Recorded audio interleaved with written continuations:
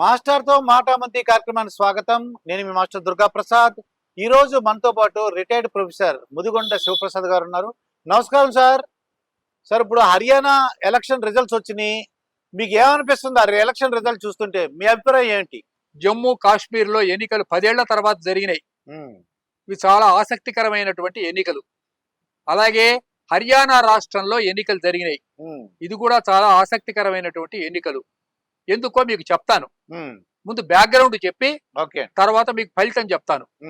జమ్మూ కాశ్మీర్ లో అంతకు ముందు ఆర్టికల్ 370 అని ఉండేది. ఈ ఆర్టికల్ 370 వల్ల ఒకే దేశంలో 2 ప్రధానమంత్రులు ఉండేవాళ్ళు. ఒకే దేశంలో 2 రాజ్యాంగాలు ఉండేవి. అంటే అంబేద్కర్ రాసిన భారత రాజ్యాంగం జమ్మూ కాశ్మీర్ కు వర్తించదు. అలాగే మన దేశంలో ఉన్నటువంటి త్రివర్ణ పతాక ఆ కాశ్మీర్ కు వర్తించదు. ఇలా 1950 ప్రాంతాల్లో జవహర్లాల్ నెహ్రూ గారు ఉన్న రోజుల్లో ఆయన తర్వాత షేక్ అబ్దుల్లా మొదలైన వాళ్ళు కలిసి చేసినటువంటి ఒక పని.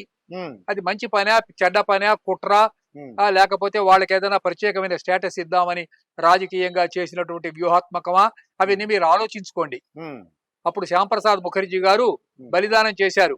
ఏక్ దేశ్ మే దో నిషాన్, ఏక్ దేశ్ మే దో సంవిధాన్, ఏక్ దేశ్ మే దో కాన్స్టిట్యూషన్, అంటే 2 సంవిధాన్, 2 రాజ్యాంగాలు ఉండకూడదు అని ఆయన బలిదానం చేశాడు. ఈ విషయం మీకు తెలుసు. దో ప్రధాన్ అంటే 2 ప్రధానులు ఒకే దేశంలో ఉండకూడదని. అయితే రాజకీయ లబ్ధి కోసం వాళ్ళు చాలా కాలంగా, కాంగ్రెస్ గవర్నమెంట్ ఉన్నంత కాలం ఇలా నడుచుకుంటూ వచ్చింది. ఇప్పుడు బీజేపీ గవర్నమెంట్ వచ్చాక అది రద్దు చేసింది. అది రద్దు చేసిన 10 ఏళ్ల తర్వాత ఇవాళ ఎలక్షన్స్ జరిగినాయి. ఈ ఎలక్షన్స్ లో ఎన్సి అంటే నేషనల్ కాన్ఫరెన్స్ అంటే Farooq Abdullah party clear majority సంపాదించుకుంది. బీజేపీ పార్టీ క్లియర్ మెజారిటీ సంపాదించుకోలేదు. ఇక్కడ ఎలక్షన్స్ లో ఎలా వచ్చాయంటే రిజల్ట్స్, జమ్మూ ప్రాంతంలో బీజేపీ సీట్లను అధికంగా గెలుచుకోగలిగింది. కాశ్మీర్ వ్యాలీలో నేషనల్ కాన్ఫరెన్స్ గెలుచుకోగలిగింది. అంతకు ముందు అక్కడ బాగా అధికారం ఉన్నటువంటి ప్రో పాకిస్తానీ పార్టీ ముఫ్తీ ఆవిడ పార్టీ తుడిచిపెట్టుకొని పోయింది. ఏదో నామినల్ గా 2-3 సీట్లు వచ్చినాయి.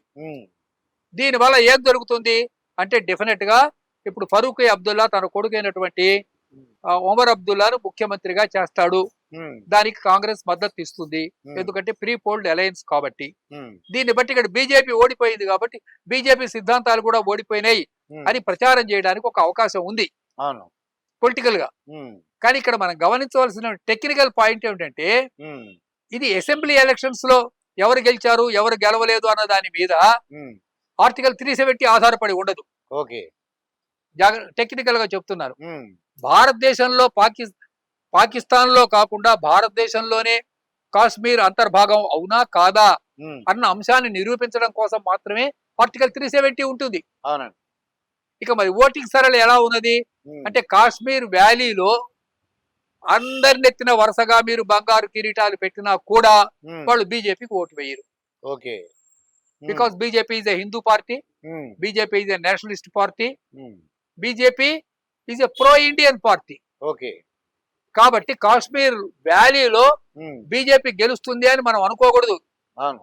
ఇది క్లియర్ కట్ విషయం. ఇందుకు మీకు ఇంకో చిన్న ఎగ్జాంపుల్ ఒకటి ఇస్తాను. బహుశా అయోధ్య ఉద్యమం నడిచినంత తీవ్రంగా ఇటీవల కాలంలో ఏ ఆధ్యాత్మిక, ధార్మిక, సాంస్కృతిక ఉద్యమాలు కూడా నడవలేదు. అలాంటిది అయోధ్యలో ఒక చోట ఒక 500 మంది ముస్లింలకి కాలనీ కట్టించి ఇచ్చారు అక్కడ ఉన్నటువంటి యోగి ఆదిత్యనాథ్. ఆ కాలనీలో ఉన్నటువంటి 500 మంది కూడా బీజేపీకి వ్యతిరేకంగా ఓటు వేశారు. ఇది మొన్న జరిగిన. ఇది ఎలా జరిగింది అంటే, వాళ్ళ నెత్తిన బంగారా కిరీటాలు పెట్టినా సరే, వాళ్లకు ఆర్థిక సౌకర్యాలు కల్పించినా సరే, వాళ్ళు మాత్రం హిందువులకు ఓటు వేయడానికి సిద్ధంగా లేరు అని అప్పుడు మనకి తెలిసింది, రుజువైపోయింది. కాబట్టి ఇక్కడ హిందూ ముస్లిం డివైడ్ వచ్చింది అన్న విషయం మనం ఈ జమ్మూ కాశ్మీర్ ఎలక్షన్స్ బట్టి స్పష్టంగా గుర్తు చేసుకోవచ్చు. ఇక హర్యానా విషయానికి వస్తే, అన్ని ఎగ్జిట్ పోల్స్ కూడా కాంగ్రెస్ పార్టీ ఎలక్షన్స్ లో గెలవబోతున్నది 50 సీట్లకు పైగా. అపోజిషన్ లో బీజేపీ కూర్చోబోతుంది. యాంటీ ఇన్కంబెన్సీ అంటే వరుసగా 2 టర్మ్స్, అందులో బీజేపీ అధికారంలో ఉన్నది కాబట్టి బీజేపీ ఓడిపోతుంది. ఉమ్, కుమారి శైలజ అనే అమ్మాయి ఉమ్, లేకపోతే సుర్జీవాలా అనే అతను వీళ్ళిద్దరిలో ఎవరో ఒకళ్ళు చీఫ్ మినిస్టర్ కాబోతున్నారు ఉమ్, అని ఎలక్షన్స్ ప్రెడిక్షన్స్ ఇచ్చారు. ఓకే.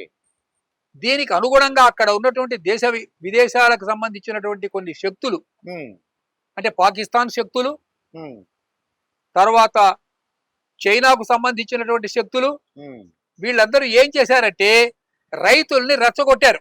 ఉమ్, దీన్ని అగ్రో యాజిటేషన్ అంటారు. ఓకే. 3 రైతుల చట్టాలను రద్దు చేయించారు. ఉమ్, అవి వాళ్ళకి అనుకూలంగా ఉంటాయా వ్యతిరేకంగా ఉంటాయా అన్నది చర్చ కాదు. ఓకే. అది అనుకూలంగా ఉన్నా ఉండకపోయినా వాటిని రద్దు చేయించారు. ఉమ్, యువకులకు ఉద్యోగాలు లేవని యువకులను రెచ్చగొట్టారు. ఉమ్, జాట్ కమ్యూనిటీని రెచ్చగొట్టారు. ఉమ్, 2022 నాకు గుర్తున్నంత వరకు, um, subject to the correction, okay. జనవరి 26వ తారీఖున ట్రాక్టర్లను తీసుకొచ్చి పోలీసులు దున్నించారు అవునా. న్యూఢిల్లీలో. ఉమ్, జనవరి 26వ తారీఖున అక్కడ పైన ఖలిస్తాన్ జెండా ఎగరవేయించారు. ఉమ్, ఇవన్నీ చేయటమే కాకుండా రజలర్స్ అంటే మల్ల యుద్ధ యోధులకు అందులో ఒక అమ్మాయికి ఏదో అవమానం జరిగింది అని ఉమ్, వాళ్ళని రెచ్చగొట్టారు. ఇలా రకరకాల యాజిటేషన్స్ అన్నిటినీ కూడా, ఇందులో కొంత న్యాయం ఉందా అన్యాయం ఉన్నదా అనేది తర్వాత చర్చ, ఉమ్, పొలిటికల్ గా మార్చి అందరినీ రెచ్చగొట్టి ఉమ్, బీజేపీని అన్ని రకాలుగా బదనాం చేశారు. ఉమ్, నేను అనుకోవటం బహుశా బీజేపీ కూడా ఆశ వదులుకున్నదేమో. ఆ, నేను కూడా అనుకున్నా అనుకున్నారు. హర్యానాలో బీజేపీకి రాదు అని. ఉమ్, కానీ ఇప్పుడు మనం ఈ రికార్డు చేస్తున్న సమయంలో వచ్చిన రిజల్ట్స్ ప్రకారం ఉమ్, క్లియర్ కట్ మెజారిటీతో బీజేపీ హర్యానాలో అధికారంలోకి వచ్చింది. వచ్చింది. ఉమ్, కాంగ్రెస్ పొద్దున ఇవాళ ఉదయం ఆ, ఈ రికార్డు చేస్తున్న సమయానికి ఉదయం 4-5 గంటలకు ముందు ఉమ్, వాళ్ళ పార్టీ ఆఫీసులో ఉమ్, జిలేబీలు పంచిపెట్టుకున్నారు. ఉమ్, అంటే ఎలక్షన్ ఇక కౌంటింగ్ స్టార్ట్ కాగానే జిలేబీలు పంచిపెట్టుకున్నారు, ఉమ్, మనం అధికారంలోకి వస్తున్నామని. అనూహ్యంగా కాంగ్రెస్ పార్టీ ఓడిపోయింది. ఓడిపోయింది. ఇది ఎందుకు జరిగింది, ఉమ్, ఎలా జరిగింది ఉమ్, అనేది విశ్లేషణ ప్రారంభం అవుతుంది ఇవాళ నుంచి. అవును. మీకేమనిపిస్తుంది అంటారు? నాకేమనిపిస్తున్నదంటే ఉమ్, తప్పకుండా రాహుల్ గాంధీ యొక్క, ఉమ్, మల్లికార్జున ఖర్గే యొక్క, ఉమ్, ప్రియాంక గాంధీ యొక్క ఉమ్, నాయకత్వం విఫలమైంది అని అనిపిస్తున్నది. అనిపిస్తుంది. Um, proved beyond doubt um, that the Congress leadership has been um, miserably failed um, in Haryana, um, and it will be repeated in the forthcoming elections also. Okay. That is, um, in future, near future, ఆ, elections are going to be um, conducted um, in Jharkhand um, and in Maharashtra also. Okay. అక్కడ కూడా BJP రావడానికి అవకాశం ఉంది future లో, కాంగ్రెస్ రాదు. No, I don't know. ఆ, I don't know. I don't know. You don't know. Okay. We అంటే can't predict. అది ఈ రిజల్ట్స్ మనం అనుకుంటే. బట్ ఈ రిజల్ట్స్ యొక్క ట్రెండ్ కనుక చూసినట్లయితే ఉమ్, బీజేపీ తప్పకుండా గెలవడానికి అవకాశం ఉన్నది అని మనం ఊహించవచ్చు. ఇప్పుడు మీరు అనుకున్నట్టు హర్యానాలో నాకు తెలిసినంత వరకు నాకేమనిపిస్తుంది అంటే అండి, బీజేపీ ఉంటేనే మా ప్రపంచవ్యాప్తంగా చాలా యుద్ధాలు జరుగుతున్నాయి. కొద్దిగా ఇబ్బందిగా ఉంది మన దేశంలో. అంటే బీజేపీ ఉండాలన్న ఉద్దేశంతో హర్యానా వాళ్ళు 3వ సారి గెలిపించారని నాకు అనిపిస్తుందండి. కరెక్ట్. ఉమ్, ఎప్పుడైతే స్టెబిలిటీ ఉండదో, అవును. ఎప్పుడైతే అస్తిత్వం ఉండదో, అప్పుడు ఇండియా మరొక ఇజ్రాయిల్ హమాస్ యుద్ధ రంగంలాగా మారిపోతుంది. మారిపోతుంది. అవును. అప్పుడు ఇది ఒక రష్యా ఉక్రెయిన్ యుద్ధ రంగంలాగా మారిపోతుంది. Um, that will be useful for our enemies. అవును. చైనా కానీ అప్పుడు ఇండియా తృతీయ ఆర్థిక శక్తిగా ఎదగలేదు. అవును. కాబట్టి వి ఎక్స్పెక్ట్ ఆల్వేస్ స్టెబిలిటీ. అది